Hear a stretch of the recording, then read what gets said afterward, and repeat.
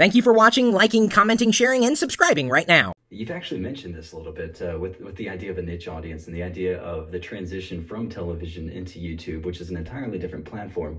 How do you feel like your audience has changed, or your ability to communicate with them with things like social media, or even being able to content to a YouTube or a comment on a YouTube channel being added to the mix? I mean, there's that added element of interactivity that's happening there where your audience is suddenly talking back to you. You know, I guess when I first started Locker Gnome back in, I think it was 96, I tend to forget the year I started it. It's been that long ago, a decade ago. You know, I was still very participatory with the community. It tended to be over email, and then at some point over a set of news groups over an NNTP server that we had installed, long before you could download software to establish forums. I mean, you really had to roll your own back in the day. You know, this is how Slashdot, really got started, because, developers knew what they wanted and they were able to, cobble it together to make it work. And, I had an older audience, admittedly, at that point. Very, very, very geriatric in comparison to today's audience. Which tends to skew younger. So it's interesting that, as my career, is progressed, over the past, 10 years, well, has it, wait, no, 15, sorry, decade and a half. Sorry, math is not my strong suit, never has been, never will be. But as you're getting, as you're progressing with your career, your audience is getting younger. Yeah, it's really kind of, to me, it's really funny. And I still have a few of the old farts who follow me, although I think some of them hate me, because, they had already been established in their ways, and to change your perspective on, matters is a tremendous difficulty. But we're facing this challenge, I would say on I wouldn't say monthly basis, but certainly an annual basis. I mean, back in the day, it was Windows versus Mac, and the differences were pretty, they were absolute. And those differences, I think, have blurred and have become more difficult as our transition to the idea of a computer is shifted to more of a portable model, where an iPad is a computer, an iPhone is a computer. And so changing changing computers and operating systems is easier to do these days, not just with the amount of data that we store on the web, but with the array of options. What's relevant today is not going to be relevant next year. And we have to make decisions that, that kind of change, much like a bird may change its flight direction, in an instant. We have to do the same thing with our technology decisions, and it's more easy. It's easier to do, I think, with a younger mind than it is to do with the older mind. We tend to find our groove, and that's what we believe in. This is what we see. But technology doesn't work that way. Certainly not with Moore's law in absolute effect. At the rate at which this stuff is changing. I mean, it's just it's amazing. To not just to see the way that my audience has changed. I don't know what's made that happen. I think more than anything, it's probably the medium. While we're still producing the Locker Gnome series of newsletters and LockerGnome.com, there's now Twitter and Facebook and YouTube and podcasting and a million different outlets. And I think ultimately it's you finding something that interests you at the time that it interests you. And 15 years ago, you kind of had to deal with what was out there, and it wasn't a lot. Well, nowadays, people say, well, how do I start my own tech blog? I'm like, well, good luck. You can get your own domain. Pick something. Right. Well, it's difficult because it's so easy. And back in the day, it was easy because it was so difficult.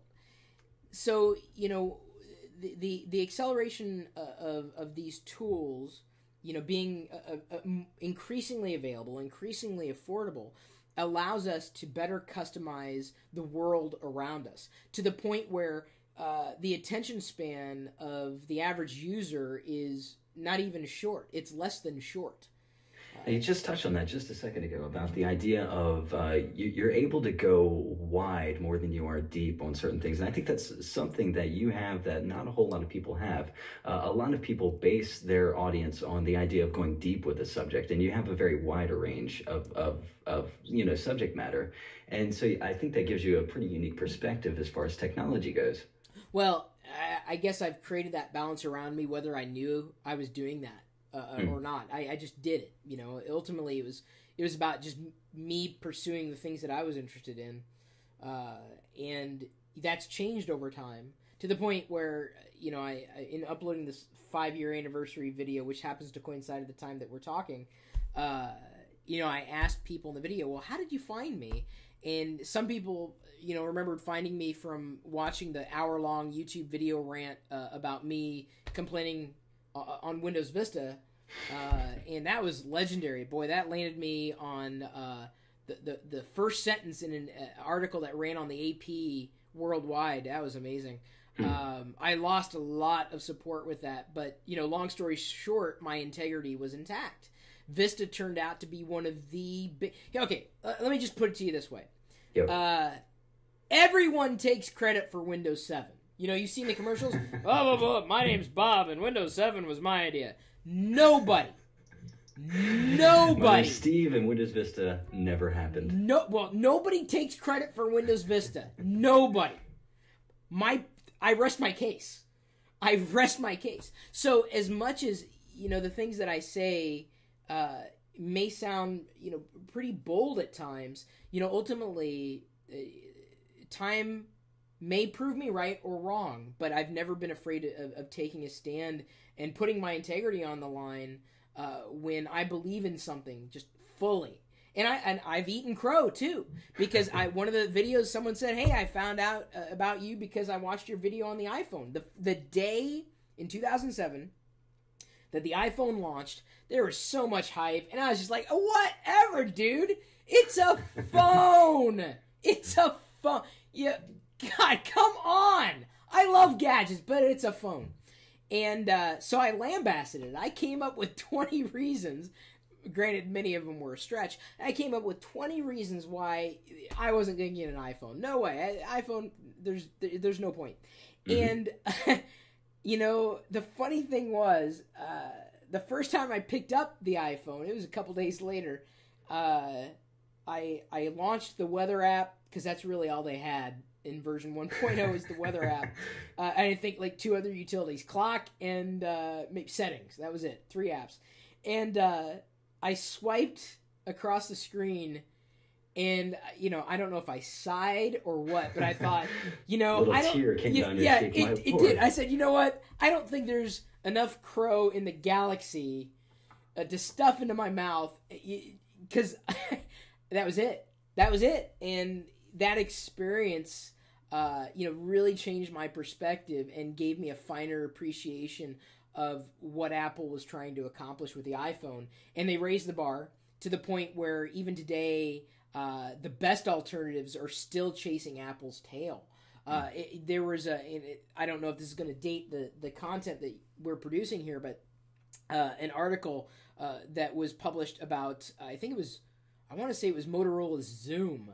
And Motorola basically saying that Google has just been an absolute disaster. And the Android experience has just been the biggest Achilles heel for the Zoom tablet. And there's the blame game that's certainly going around. Android is maturing at a good clip, but this is what gets me in trouble as a pundit, as someone who's got a perspective that may fly in the face of popular opinion. If I come out and call a spade, some people get mad, but it's less about what I'm saying and more about their own comfort level with their own opinion. The best religious arguments I've had, let me correct myself, the best religious discussions I've had have been with people who are comfortable with their own decisions. The worst debates I've had have been, with people who aren't very comfortable with their decisions. So when people complain about the things that I do, it's less about the things that I'm doing and more about their own lack of self-awareness and really, their own ability to carry on a cogent discussion without losing themselves in it.